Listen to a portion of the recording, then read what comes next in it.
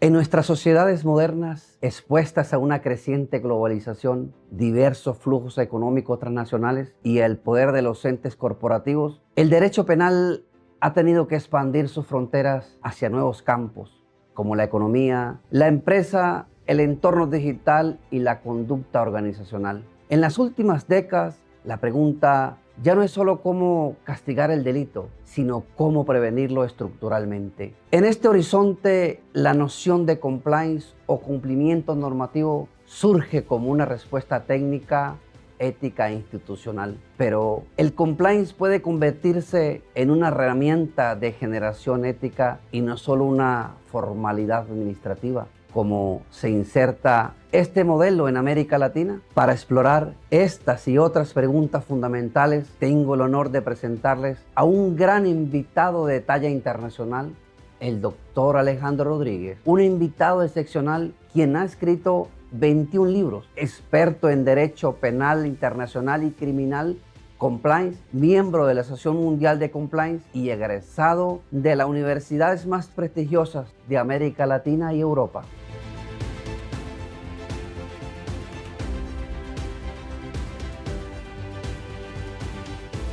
Buenas tardes, Su Excelencia, señor letrado, doctor Rodríguez, el programa El Sentido de las Cosas, para hablar de un tema que está en boga en Venezuela, y no solamente en Venezuela, en el mundo, que es el compliance. ¿Qué es el compliance? Bueno, muy buenas tardes, Cándido. Muchísimas gracias por la invitación a este espacio importante para la difusión, para el conocimiento. Y efectivamente, como tú lo has comentado, el compliance es un tema hoy por hoy fundamental. Creo que cualquier abogado, independientemente de la rama concreta a la que se dedique, debe conocer el compliance, porque efectivamente se trata de una materia interdisciplinaria que abarca muchísimos aspectos, no solamente el penal, que es muy importante, sino también el laboral, el mercantil, el corporativo, el tributario. Así que efectivamente es un tema fundamental hoy en día. Entonces, en este sentido, atendiendo a la historia del compliance, ¿cuáles casos han sido relevantes donde el Estado dijo, un momento, vamos a detenernos para darle control al sistema financiero y para el Estado dar control al sistema económico? Sí, muy bien. Lo que tú comentas es de suma importancia, porque lo que nosotros hemos venido viendo en lo que se refiere a este tema del compliance es que ha habido una evolución muy interesante y que efectivamente se remonta a una serie de diferentes casos emblemáticos, diríamos escándalos financieros, y quizá el más paradigmático de todos esos casos fuera el caso de la gran empresa energética estadounidense Enron, que efectivamente estuvo involucrada en una serie de acciones fraudulentas en virtud de las cuales daban una imagen de ser una empresa muy exitosa. Incluso la empresa llegó a estar en la lista Forbes de las empresas más exitosas, y muy prontamente se reveló que eso era solamente un espejismo y que el trasfondo de eso era una manipulación de las finanzas de la empresa para justamente defraudar a los accionistas y poder recibir unos capitales importantes y defraudarlos. Entonces eso pues se descubrió tras una serie de consecuencias desde el punto de vista de la responsabilidad, incluso penal, de los directivos, de los órganos de dirección de la empresa Enron, que fueron terribles. Incluso el presidente de la empresa terminó muriendo porque se suicidó, dada la presión que tenía. También el vicepresidente murió por un infarto, a puertas de escuchar su condena, que probablemente iba a ser de 45 años de prisión. Entonces fue un caso muy emblemático que siempre se refiere cuando se habla de compliance, porque marcó la pauta en lo que se refiere a la necesidad de regular la actividad de las empresas para que éstas no generasen un daño a la colectividad. ¿Cómo el compliance se apalanca para dar una respuesta eficaz o para prever desde el punto de vista empresarial y en el Estado en cuanto a la transparencia y ética pública? Efectivamente existe todo un marco internacional que se ha venido generando desde esos escándalos financieros, no solamente Enron, sino también otros, como el caso Siemens, más reciente el caso de Odebrecht. Entonces eso ha generado un conjunto de instrumentos internacionales que han venido señalando la necesidad de regular el tema de la prevención de delitos económicos. Por eso es correcto hablar de un derecho penal económico en este sentido, para que se puedan prevenir y, en su caso, sancionar a los responsables de delitos económicos. Principalmente se hace mención de la legitimación de capitales, del financiamiento del terrorismo y el financiamiento de la proliferación de armas de destrucción masiva. En ello, por supuesto, tiene un papel preponderante el Grupo de Acción Financiera Internacional, el GAFI, que desde 2012 publicó una serie de recomendaciones, que es el texto conocido como las 40 recomendaciones del GAFI, en virtud de las cuales los países deben volver norma interna esas recomendaciones para precisamente prevenir que se incurra en este tipo de delitos económicos en el marco amplio de ese derecho penal económico. Los delitos económicos que atienden a la responsabilidad de las personas jurídicas.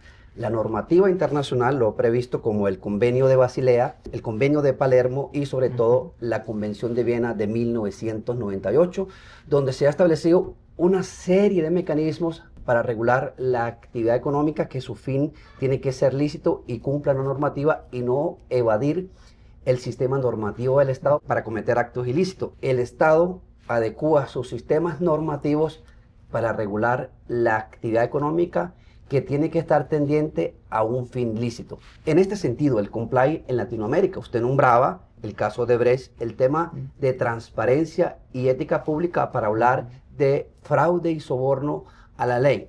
¿Cómo ha evolucionado Latinoamérica en el tema de compliance? Para los empresarios que nos pueden oír, ¿cómo afianzarse en los programas de cumplimiento para tener mejor rendimiento, para prever riesgo y sobre todo para tener mayor resultado? Algo que debemos tener en cuenta es que en ocasiones se difunde un cierto mito respecto del compliance, de que es una cosa que se impone desde el Estado para maniatar la libre actividad empresarial. Yo he venido postulando desde hace algún tiempo, y de hecho en mi libro más reciente, que se titula Tópicos de Compliance, he comentado esto, que debemos ver el compliance no como un enemigo de la empresa, sino como un aliado. ¿Por qué? Porque efectivamente el compliance lo que le permite al empresario es darle una continuidad y una sostenibilidad a su negocio, porque nadie va a querer tener ningún tipo de vínculo económico con una empresa que se presta para la comisión de actos delictivos.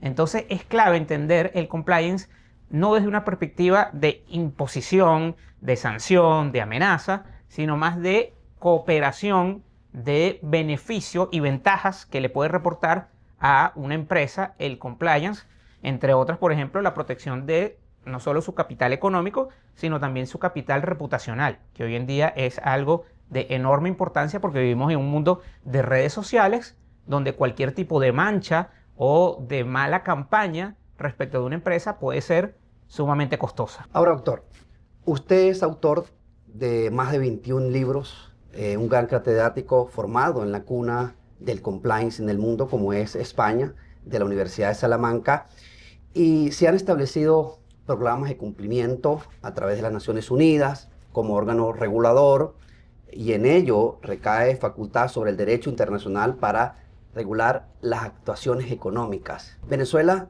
va a mutar. Venezuela ha trascendido hacia una nueva economía. Estamos hablando hacia la geoeconomía y posiblemente Venezuela va a entrar a los BRICS.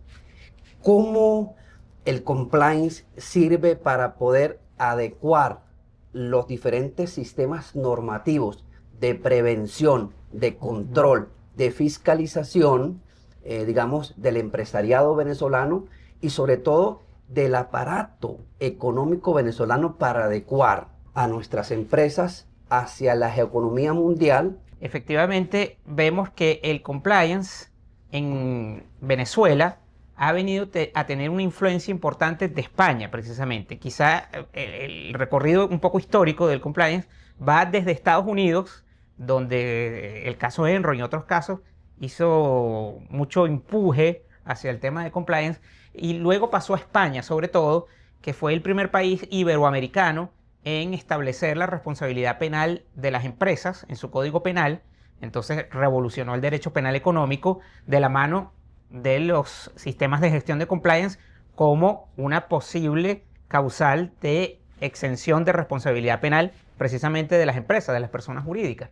Y eso ha venido a tener influencia, por supuesto, en toda Latinoamérica. Entonces, cada vez más países se suman a la idea de establecer el compliance en sus normas, en su ordenamiento jurídico interno.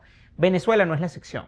Y no puede serlo porque no se trata solamente de una tendencia o de una moda, como quizás se pudiera creer, sino que es también algo inevitable. Vivimos en un mundo global.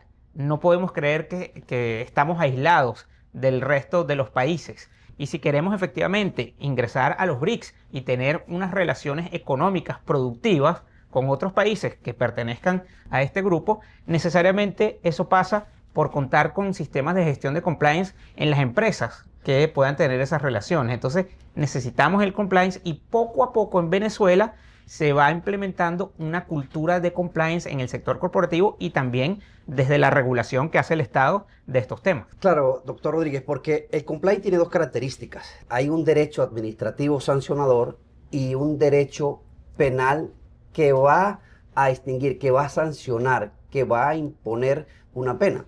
Ahora, en este sentido, el derecho penal económico tiene dos características. Una característica es un compliance para prever el fraude a la ley, pero además hay un derecho administrativo sancionador a través de una superintendencia. En el caso Colombia, la superintendencia de sociedades, pero en el caso Venezuela también existe a través de la ley de superintendencia de actividad aseguradora, o en el caso Venezuela a través de la superintendencia de los seguros, el Banco Central de Venezuela, en el caso de la Sudeban, en el caso también de la Superintendencia de Financiamiento contra el Terrorismo, y se establece, digamos, un derecho administrativo sancionador de prever, pero pudiera, en el caso que algunas empresas, personas jurídicas que sean investidas de actividad comercial que cometieran fraude a la ley, bueno, en este caso la va a arropar el derecho penal económico para imponer las respectivas sanciones. Entonces,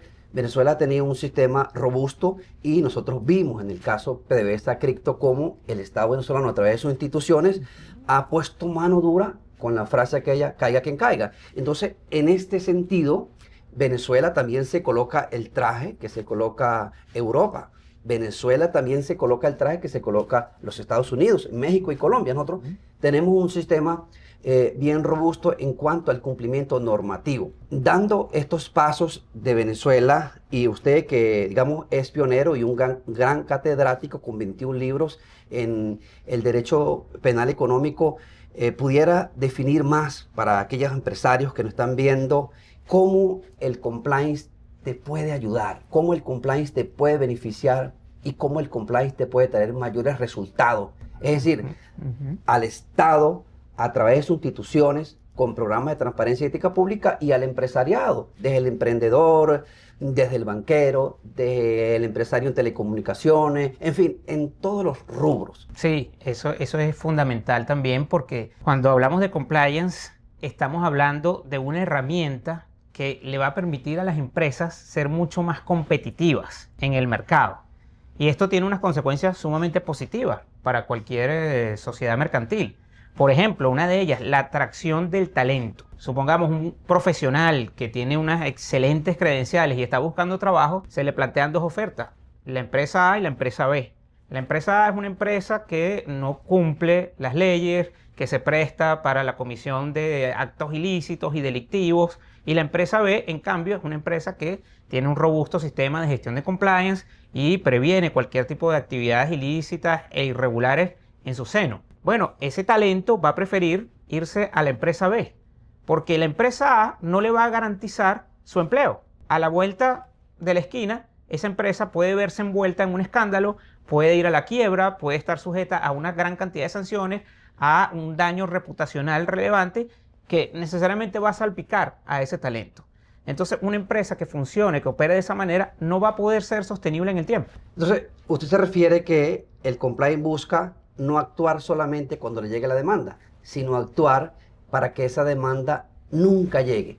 Y ajustar el sistema de las ganancias, el sistema financiero, a estándares internacionales. Ahora, ¿cómo poder engranar esa ganancia al sistema financiero internacional, a la GAFI o al convenio de Basilea? Entonces, en este sentido, Venezuela está ajustando su sistema económico, los empresarios están ajustándose a estándares internacionales de la certificación ISO 9000, las diferentes certificaciones, y a los diferentes programas de cumplimiento de lavado de activos, contra la corrupción, financiamiento contra el terrorismo y proliferación y destrucción de armamento masivo.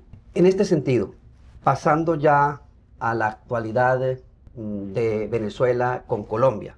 Venezuela y Colombia abrieron sus fronteras. Venezuela y Colombia dieron apertura a una nueva relación comercial y se creó el convenio parcial número 28 y el tratado de protección de inversiones, donde hay un import-export. Hay 700 productos que vienen desde Colombia para acá y 500 productos que van desde Venezuela para Colombia. Ahora, recientemente, el señor presidente de la República ha creado un convenio binacional de paz ajustado a una zona económica especial binacional, a una zona económica binacional. ¿Cómo puede el compliance, cómo pudiera el derecho penal económico hacerse parte para nosotros igualarnos o para nosotros demostrar ante la comunidad internacional que nuestro sistema financiero y nuestra actividad comercial es lícita y ayuda al tema de las economías? Bueno, allí cobra un rol crucial precisamente el compliance. Incluso con este tema de Colombia es interesantísimo que del mundo, Colombia es el país que hoy por hoy tiene la más larga tradición en materia de extinción de dominio. Y precisamente Venezuela en el año 2023 promulgó la Ley Orgánica de Extinción de Dominio. O sea que estamos a tono en la figura de extinción de dominio que viene a impulsar de manera muy importante el compliance, al punto de que ya en nuestro país, Venezuela, se dictó la primera sentencia en esta materia de extinción de dominio, y en esa sentencia se habla por primera vez en nuestra jurisprudencia, en nuestros tribunales, del término compliance. Tal cual en inglés se utiliza el término compliance para hacer referencia a la necesidad de que se tomen las medidas necesarias para prevenir una eventual extinción de dominio de unos bienes que pudieran estar vinculados a actividades ilícitas. ¿Qué programas de transparencia y ética pública desde nuestras instituciones se están implementando para evitar fraude a la ley? Tenemos un conjunto de normas, como digo, de carácter prudencial, porque no son leyes, sino que son de carácter sublegal, que imponen una serie de mecanismos que se conocen como sistemas integrales de administración de riesgo, que no es otra cosa que sistemas de gestión de compliance para precisamente prevenir que se cometan ese tipo de delitos económicos. Venezuela se le ha impuesto de unas sanciones, pero el mayor consumo de gasolina de Estados Unidos, ¿de dónde viene? De un país sancionado. El mayor consumo de gas de Europa a través de Repsol con España, ¿de dónde viene? De un país sancionado. Entonces, es lo injusto, ¿no? Lo injusto de los sistemas económicos, lo injusto de que no se respete la soberanía, y en ello, ¿cómo, doctor Rodríguez, el compliance puede ser punto de partida para buscar un equilibrio, para buscar la paz comercial? Sí, yo creo que el compliance, siendo el cumplimiento de normas, de principios fundamentales en el ámbito internacional, no puede obviar lo que hemos comentado en cuanto a la soberanía, hacer valer la soberanía de cada país, y también algo que el doctor Cándido conoce muy bien porque es especialista en materia internacional, que es el principio de reciprocidad. Es decir, en materia internacional y de relaciones internacionales tiene que haber una reciprocidad. No puede ser que un país le niegue una serie de beneficios o de servicios a otro país y este país, en cambio, le siga prestando esos mismos servicios o le permita el acceso a ciertas cuestiones. Entonces, la reciprocidad es algo que debe respetarse. Yo creo que es muy importante en las relaciones internacionales la idea de la reciprocidad, así como la idea de hacer valer los principios fundamentales que rigen el ordenamiento jurídico de cada país. No podemos vulnerar nuestros principios. Yo recuerdo, pongo un ejemplo muy rápido y muy ilustrativo a este respecto. He trabajado mucho el tema del derecho penal internacional, como lo comentaba el doctor Cándido, y de la Corte Penal Internacional. Y cuando se aprobó el Estatuto de Roma, en el año 1998, Estados Unidos hizo una campaña para firmar acuerdos bilaterales de inmunidad, que en realidad yo los llamaba acuerdos bilaterales de impunidad, no de inmunidad, sino de impunidad, porque era simplemente negociar bilateralmente con los países, sobre todo países pequeños, países de economías débiles, sobre todo Centroamérica, Suramérica, y en esos acuerdos lo que se establecía es que si un ciudadano de los Estados Unidos llegaba por casualidad a estar en el territorio de ese país y era solicitado por la Corte Penal Internacional, ese país debía negar la solicitud y debía enviar a ese ciudadano estadounidense de vuelta a los Estados Unidos, o sea, impunidad. Y además, violación de las obligaciones a que se estaba sometiendo ese Estado. ¿Qué dijo Venezuela en aquel entonces? Porque a Venezuela se le propuso firmar un acuerdo bilateral de inmunidad con Estados Unidos. Venezuela dijo, no podemos firmar un acuerdo que vulnera las obligaciones a las cuales nosotros nos comprometimos. Y rige el principio pacta sunt servanda. Nosotros al firmar y aprobar el Estatuto de Roma, estamos obligados a entregar a cualquier ciudadano que solicite a la Corte Penal Internacional. En esta tarde, el sentido de las cosas, nosotros nos detenemos para observar el mundo, dar una mirada a Gaza, dar una mirada a lo que sucede día a día, que mueren niños inocentes, y dónde queda la postura, digamos, de la Unión Europea, la postura de Occidente, la postura de Oriente, la mirada a Gaza. Y desde la perspectiva del derecho penal internacional, usted como como especialista en esta área, ¿cuál sería su opinión jurídica referente a la postura de Israel? Efectivamente, y es lamentable reconocerlo, el derecho penal internacional, si bien es cierto, fue creado particularmente a partir de la adopción del Estatuto de Roma en el 98, con la finalidad de evitar la impunidad de crímenes internacionales, concretamente del crimen de genocidio, los crímenes de lesa humanidad, los crímenes de guerra, el crimen de agresión, que son los 4 crímenes tipificados en el Estatuto de la Corte Penal Internacional, no tiene todavía las herramientas suficientes para poder hacer realidad ese sueño, ese objetivo. Sí se hacen algunas cosas, sí por supuesto se trabaja importantemente en prevenir, en difundir la necesidad de evitar este tipo de crímenes, pero hacerlo realidad es sumamente complejo. Y vea lo importante, por qué nosotros mutamos del derecho penal a hablar de la guerra, lo que está sucediendo en Gaza. Porque hay una violación de un principio fundamental que está establecido en el compliance, en el derecho penal económico, que es la destrucción de armamento y proliferación masiva, es decir, crímenes de guerra. Y hay una violación en el caso de crímenes de guerra. ¿Y cómo se financia una guerra? A través de cierto fondo financiero, a través de una actividad económica. Sí. Entonces, los organismos internacionales no tienen un alto para prever este tipo de circunstancias. Hay una noticia muy reciente, no sé si la habrán visto, pero si no, búsquenla porque es muy interesante esto.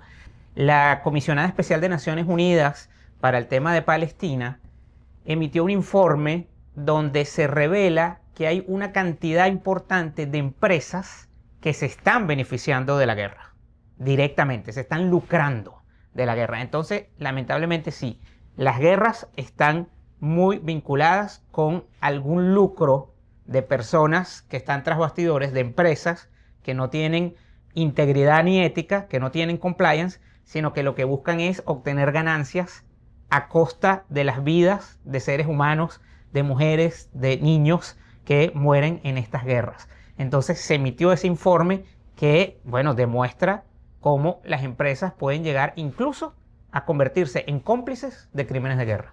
Doctor, usted ha escrito 21 libros, de los cuales gran parte de su literatura ha sido guiada a aclarecer en Venezuela y en Latinoamérica el derecho penal económico. ¿Algún aporte de sus libros que el empresariado, que cualquier persona natural o jurídica pudiera entender cómo aplicar el compliance, cómo beneficiarse del compliance? Una de las cosas que a veces se plantea es, bueno, yo como empresario, ¿qué debo hacer? La ley no me da un catálogo exacto y preciso, detallado, de qué debo hacer para evitar una eventual responsabilidad o para evitar que se produzca algún tipo de actividad ilícita o delictiva en el seno de mi empresa o a través de mi empresa. Entonces, ¿cómo sé yo como empresario lo que debo hacer?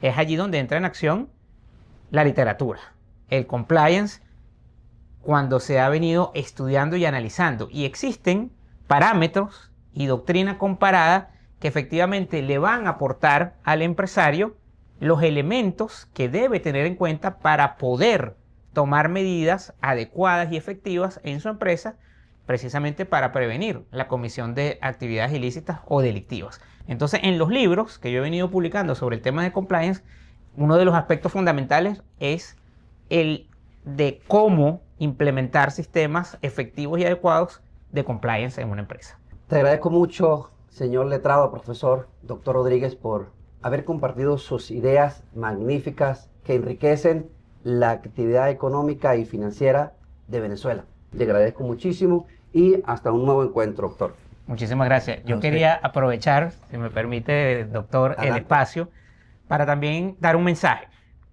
que tiene que ver con el compliance. Y es decirle a quienes nos ven que el compliance es una actividad que debemos considerarla permanente, continua, y que es un poco como la vida, en el sentido de que nosotros cada día debemos trabajar para ser mejores personas. De igual manera, en cada empresa, en cada sociedad mercantil, en cada organización, se debe trabajar día a día para mejorar. No es algo que ocurra de la noche a la mañana, ni es algo que acabe en un momento determinado.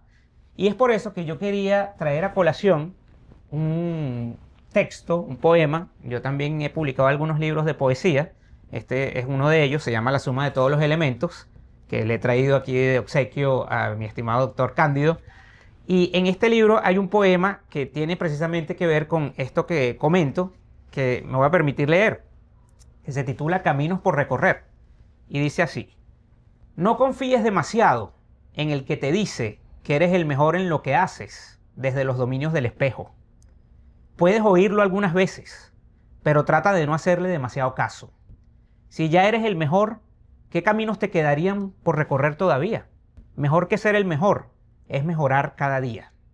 Con ello se evita, por su parte, el problema de quién define que alguien sea el mejor en algo.